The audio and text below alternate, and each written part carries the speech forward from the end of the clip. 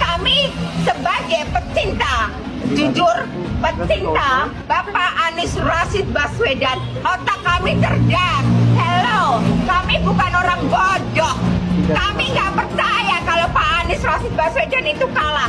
01 itu menang, 01 menang, di mana-mana itu menang, ya.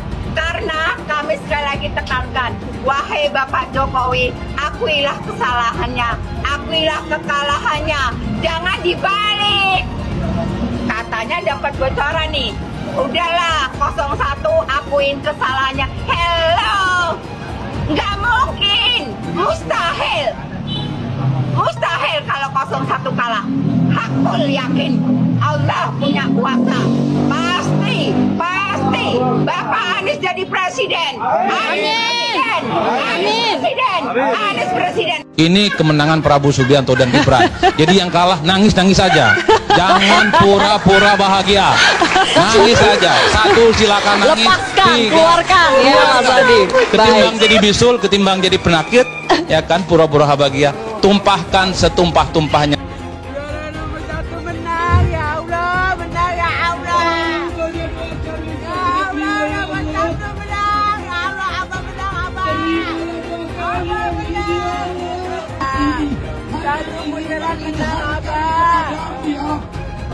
Abang menang, Abang menang.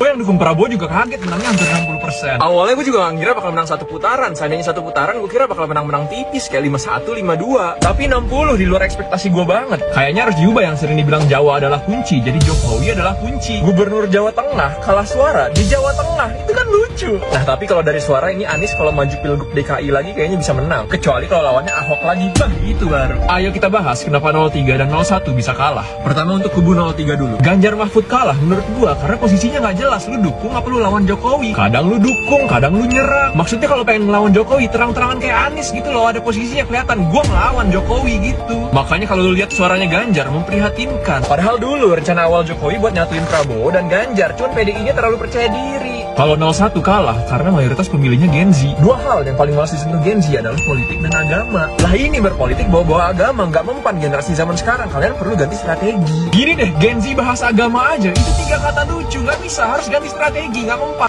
Mengenai kecurangan, caleg itu ada saksi di TPS, partai ada saksi di TPS, capres, cawapres, kandidat ada saksi di TPS ada Bawaslu, aparat juga ada di sana, terbuka untuk diambil gambarnya. Saya kira pengawasan yang berlapis-lapis seperti ini akan menghilangkan adanya kecurangan. Tapi kalau memang ada ada mekanisme untuk ke Bawaslu, mekanisme nanti persidangan di MK sudah diatur semuanya. Jadi janganlah teriak-teriak curang. Ada bukti langsung bawa ke Bawaslu, ada bukti bawa ke MK. Tetapi apapun kita harus menunggu hasil resmi dari KPU. Jadi sabar. Tapi Pak sudah berkomunikasi belum Pak dengan Ojo ke susu. Sudah bertemu Sabar. belum Pak sama belum Pak? Selamat belum ke Pak Prabowo dan Mas Gibran? Sudah, selamat. Telepon ya Pak? Ya, kalau pertemuan apa yang tahu Pak? Sudah ketemu belum Pak? Sudah bertemu Pak? Ketemu langsung. Bapak konglomerat Abu Rizal Bakri, Bapaklah yang pertama kali tiba di rumah fisiknya Bapak Prabowo pada tanggal 14 Februari untuk merayakan kemenangan 02. Akan tetapi malamnya jam 9 malam tayang show dari Kardi Ilyas yang lucu dari pembicara itu benar-benar sangat tidak elok, menyerang kemenangan 02 dan juga menyudutkan Jokowi seolah-olah melanggar kode etik, melanggar etik. Posisi Bapak di mana? Kenapa Bapak membiarkan? Karena kalau program TV One tersebut mengatakan bahwa kemenangan 02 adalah didasarkan pelanggaran etika, berarti partai Bapak juga ikut kena karena itu kan bagian dari koalisi. Apalagi ada 3 tokoh agama, 2 tokoh agama memberikan kata-kata yang sangat pedas terhadap Prabowo, Gibran, dan kepada Bapak Jokowi. Sangat tidak elok, dan itu bisa menjadi lama-lama menjadi propaganda, mendatangkan kemarahan terhadap kemenangan kedua. Bapak kan yang punya kehidupan, dan Bapak adalah timnya Prabowo. Harisma. Jokowi diserang begitu banyak, tapi dia menang. Karena apa? Jokowi itu punya harisma. Apa harisma? Yaitu prestasi masa lalu. Bukan hanya kritik-kritik. Itulah namanya harisma. Selama Anda hanya mengkritik karena pansos, Anda tidak akan punya harisma. Oke? Saudara-saudara sekalian, bapak-bapak, ibu-ibu, adik-adik, emak-emak, anak-anakku yang kucintai dan kusayangi, saudara-saudara sekalian, saya bersama Saudara Gibran Rakabuming Raka dan seluruh koalisi Indonesia Maju menyampaikan penghargaan yang setinggi-tingginya atas pengorbanan saudara-saudara, kehadiran saudara-saudara pada siang hari ini.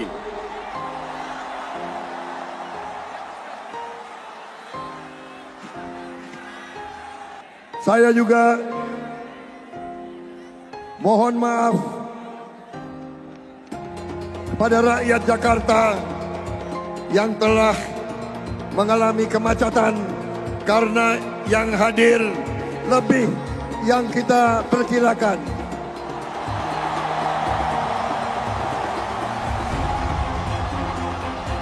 Kita perkirakan yang datang 200.000, tapi laporannya mendekati 600.000 yang hadir, saudara-saudara sekalian. Yang disoroti terhadap Gibran dari kedua pasangan lainnya adalah soal etika, ya lagi-lagi etika, soal Gibran yang dianggap tidak sopan, ya. Jadi orang-orang ini lupa apa yang sudah mereka katakan, apa yang mereka sudah lakukan pada debat sebelumnya. Mas Anies nggak layak bicara soal Mas Gibran tidak punya adab, tidak punya etika ketika debat kemarin, karena Mas Anies juga melakukan hal yang kira-kira jauh lebih parah daripada itu. Kenapa kalian marah-marah terhadap apa yang dilakukan oleh Gibran kemarin? Gibran hadir memberikan kaca sama kalian. Anak sekecil itu berkelahi dengan Mahfud. Yang dulu-dulu Pak Prabowo diajar 2 orang, tidak ada yang ngomong etika. Sekarang yang tua baper sama anak kecil. Cie. Yang lain kelihatannya suhu, ternyata cupu. Mas Gibran kelihatannya cupu, ternyata suhu. Coba tadi sore saya ketemu Mas Gibran di Kendal. Gak apa-apa, Gus, saya dihina. Gak apa-apa. Dulu Bung Karno mengatakan, berikan kepadaku 10 pemuda akan aku guncang dunia. Sekarang baru 1 pemuda dari Solo sudah terguncang. Saya diberi nilai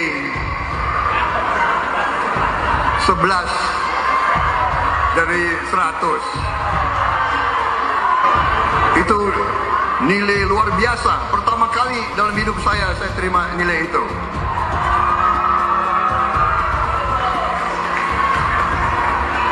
Dari orang yang saya beri kebaikan. Kalau Pak Prabowo Menteri Pertahanan rate-nya 11 dari 100, itu kalau berarti kan antara dari 1,1/10 ya. Kecil sekali loh itu, Pak.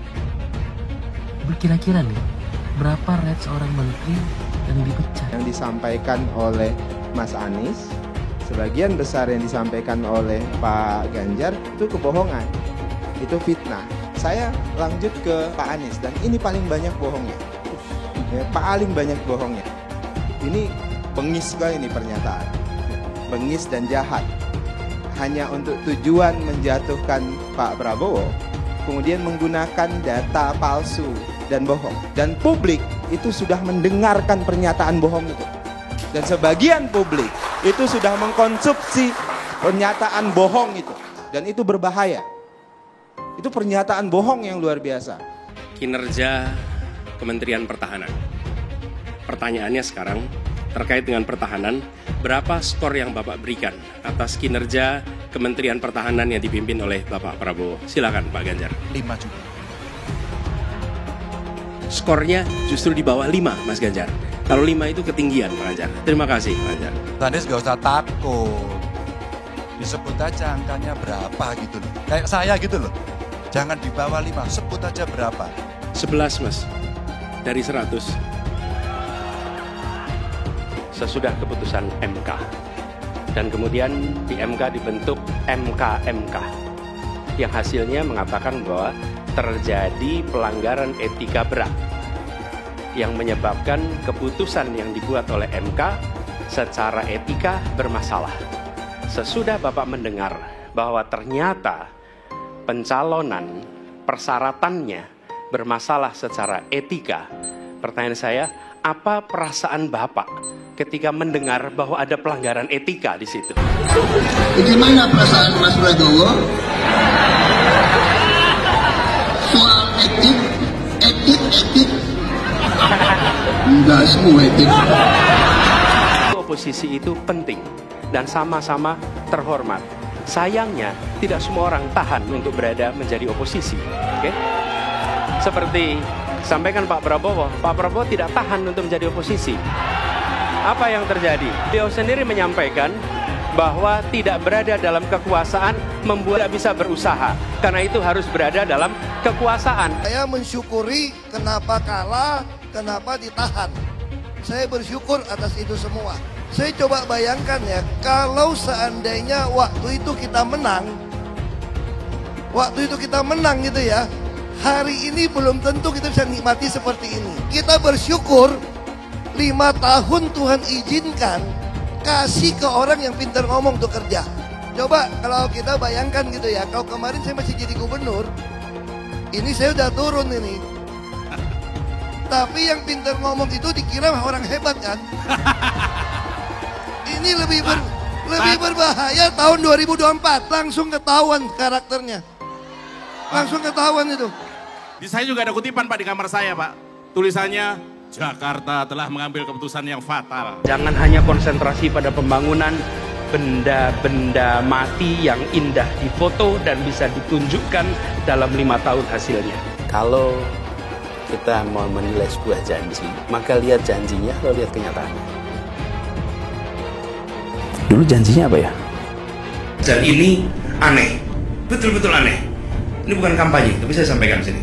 Di satu sisi menyiapkan jalur-jalur air untuk dikirim ke laut, di sisi lain di lautnya dipasang dengan pulau reklamasi. Tinggal tunggu waktu jadi rob, air balik. Dan ini melawan sunatullah. Kenapa? Air itu turun dari langit ke bumi, bukan ke laut. Karena harusnya dimasukkan ke dalam bumi, masukkan tanah. Di seluruh dunia air jatuh itu dimasukkan ke tanah. Bukan dialirkan pakai gorong-gorong raksasa ke laut. Jakarta telah mengambil keputusan yang fatal. Bukan banjir, itu memang parkir air. Bukan banjir, itu memang parkir air. Masyarakat berkeliling dengan membawa toa untuk memberitahu semuanya, termasuk sirine. Ibon 82 miliar. Apa alat transportasi yang dimiliki oleh hampir setiap orang? Alat transportasi yang dimiliki semua orang adalah kaki. Kalau seandainya orang Jakarta percaya Pak Anies jadi gubernur pun, saya berani jamin kok dia akan lakukan normalisasi yang sama seperti saya lakukan kok. Nggak usah bohong lah. Ketika air sampai di muara, maka siap untuk dipompa ke laut. Pancasila Soekarno, ketuhanan ada di pantai. Anak Tuhan dari mana? Kalau Yesus anak Tuhan, bidangnya siapa? Besok di seluruh wilayah Indonesia kami katakan damai. Iblis hanya menggoda orang yang beriman. Makanya jarang-jarang orang kafir kerasukan setan. Yang kerasukan setan itu orang baik-baik. Jarang, saya belum pernah nengok Cina kerasukan setan. Pernah tak Ahok itu kerasukan setan? Enggak, setannya juga. Karena sesama setan dilarang saling menggoda. Karena di salib itu ada jin kafir. Karena di salib itu ada jin kafir. Karena di salib itu ada jin kafir. Haleluya. Kepalanya ke kiri apa ke kanan? Kepalanya ke kiri apa ke kanan? Tetap percaya salib itu lambang mulia, bukan jin. Kok ketawa? Aku nggak nyindir siapa-siapa loh. Saya nggak pernah mundur untuk kebenaran, keadilan, kejujuran, dan peri kemanusiaan. Gue nggak pernah mundur. Dan gue nggak pernah takut juga sama lu. Siapapun yang rasis, gue akan hadapin. Karena rasis itu tidak berperi kemanusiaan. Sama saya ditanya dulu kan, kamu nyesel nggak statement kamu di Pulau Seribu sehingga masih masuk penjara? Tidak pernah nyesel. Karena saya mengatakan kebenaran. Relawan Anies yang mayoritas pengasuh khilafah, seperti kadrun FPI dan HTI, ingin melengsarkan Pak Jokowi. Dengan menggunakan politik identitas, relawan Anies akan menggulingkan Jokowi. Tapi pendukung Anies lupa bahwa 82% penduduk Indonesia suka dengan kinerja Pak Jokowi. Ingat, di belakang Anies ada ormas pengasuh khilafah, seperti FPI, HTI, PA212. Saya yakin sebentar lagi karma Ahok akan mengejar Anies Baswedan. Ya, proses perhitungan suara hasil pemilu di Komisi Pemilihan Umum atau KPU belum juga usai. Tapi sepertinya apa? Sepertinya segala manuver-manuver politik sudah dipersiapkan. Ya, yang jelas melihat hasil pemilu kali ini sungguh banyak sekali terdapat anomali. Ya, banyak sekali ketidakwajaran dan keanehan yang terjadi dalam pemilu 2024 ini. Misalnya anomali ketika melihat hasil real count KPU yang menunjukkan suara pasangan Amin 24,35%, sedangkan pasangan Prabowo Gibran 58,31% dan pasangan Ganjar Mahfud hanya 17,34%. Ada selisih angka yang sangat besar di situ. Jadi soal perubahan, ya lupakan sajalah, itu kan cuma tagline saat musim kampanye. Nah, ketika pemilihan telah usai, maka apa yang terjadi? Maka yang ada hanyalah soal kepentingan dan kekuasaan. Ya, mungkin ada yang tidak tahan dengan segala hidangan kue manis yang telah disajikan di meja istana. Bisa jadi seperti itu. Bahkan mungkin masih ada yang malu-malu, tapi sebenarnya mau. Makanya jangan heran ketika ada elit-elit politik yang semulanya terlihat sangat-sangat keras dan berseberangan.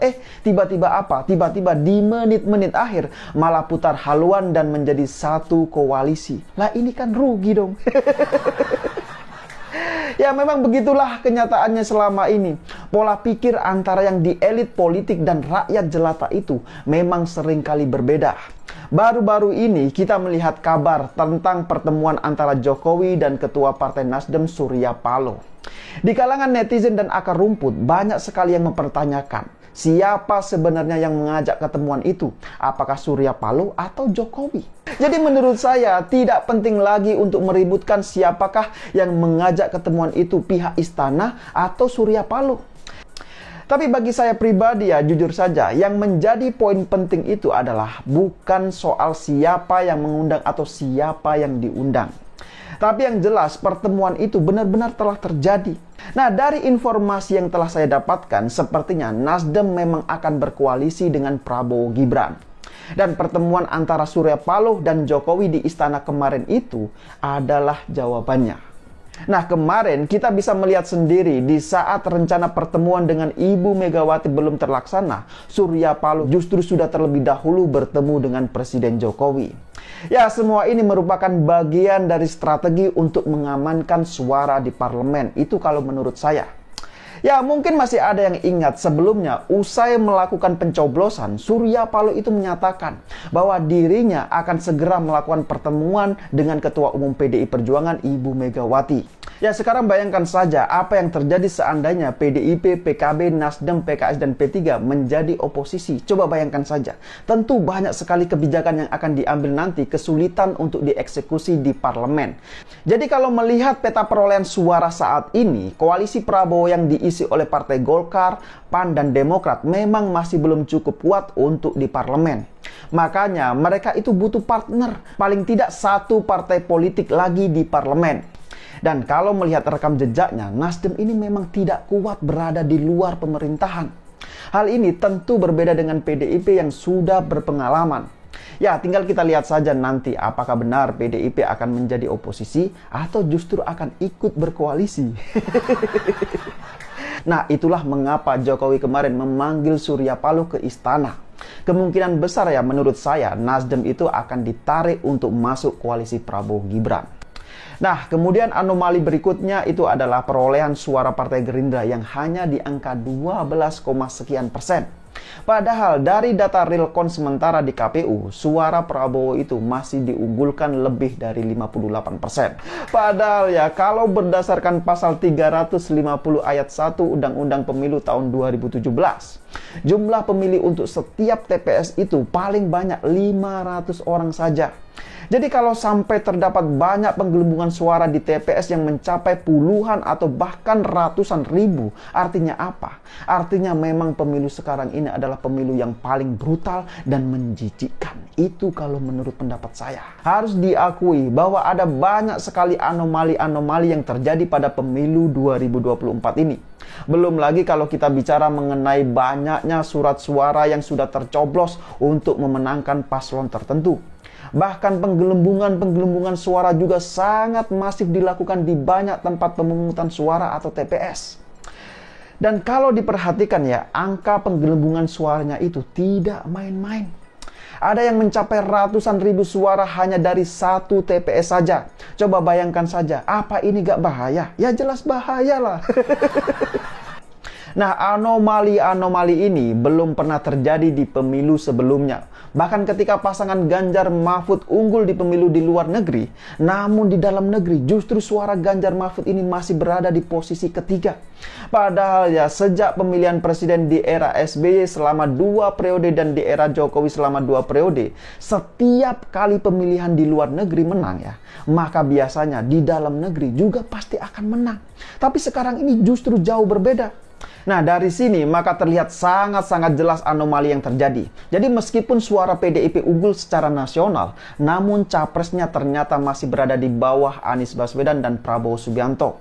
Di lain sisi, calon presiden dari Partai PDI Perjuangan Ganjar Pranowo justru hanya memperoleh suara 17,34%. Padahal perolehan suara PDIP masih paling tinggi alias unggul di antara partai-partai lainnya.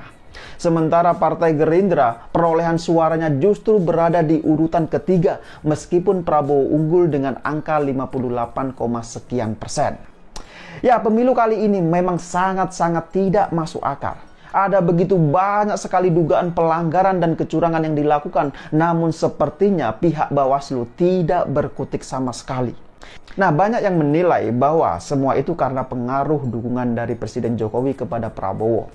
Tapi ya, di lain sisi, PSI yang katanya partai Jokowi, justru suaranya masih berada di angka 2, sekian persen. Coba bayangkan saja, 2, sekian persen.